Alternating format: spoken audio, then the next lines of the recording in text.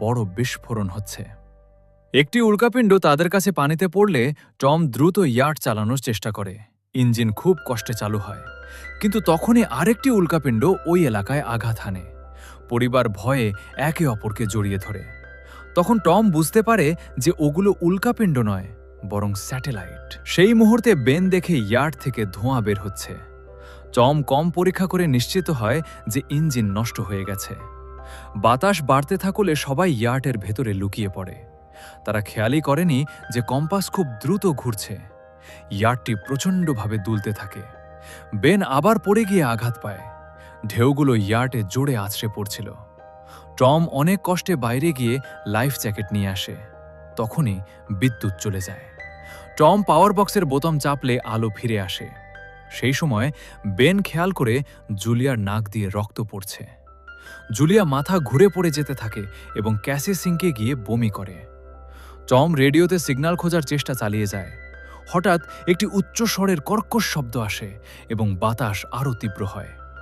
Julia দরজা বন্ধ করার চেষ্টা করে, কিন্তু একটি হ্যাচ খুলে যায় এবং বাতাসের চাপে কাঁচ ভাঙতে শুরু করে। টম একটি ফ্লেয়ার জ্বালায় এবং কিছুক্ষণ পর চারদিকে অন্ধকার নেমে আসে। পরদিন সকালে পরিবারটি যখন জাগে, তারা অবাক হয়ে দেখে যে তারা ঝড় থেকে বেঁচে গেছে, কিন্তু ইয়ার্ডটি অর্ধেক ধ্বংস হয়ে গেছে। যখন তারা বাইরে আসে দেখে সমুদ্রের পানি উধাও হয়ে গেছে এবং ইয়ার্ডটি এখন সমতলে আটকে আছে। সবাই এই দৃশ্য দেখে হতবাক হয়ে যায়। ক্যাসি সিগন্যাল চেক করে, কিন্তু নেটওয়ার্ক পুরোপুরি ডাউন। বেন দুটি মরা কাকড়া নিয়ে খেলতে শুরু করে। টম কম্পাস চেক করে দেখে যে সেটি উল্টে গেছে। এমন ঘটনা শেষবার 7 লক্ষ বছর আগে ঘটেছিল। ক্যাসি ভাবতে থাকে তার বয়ফ্রেন্ড হয়তো মারা গেছে এবং সে ভেঙে পড়ে। জুলিয়া তাকে সান্ত্বনা করতে এলে ক্যাসি তাকে সরিয়ে দেয় এবং লুকিয়ে পড়ে। জুলিয়া ও টম বাকি থাকা রসদ দেখতে থাকে। বেন তার জন্মদিনের বেলুনগুলো একটি পাথরের সাথে বেঁধে দেয় যাতে কোনো উদ্ধারকারী দেখতে পায়। টম আবার রেডিওতে চেষ্টা করে এবং এবার একজনের সাথে যোগাযোগ হয়। তার নাম ছিল নাউ, যে একটি সাবমেরিনের ক্যাপ্টেন। তার সাবমেরিনটিও মাটিতে আটকে গেছে।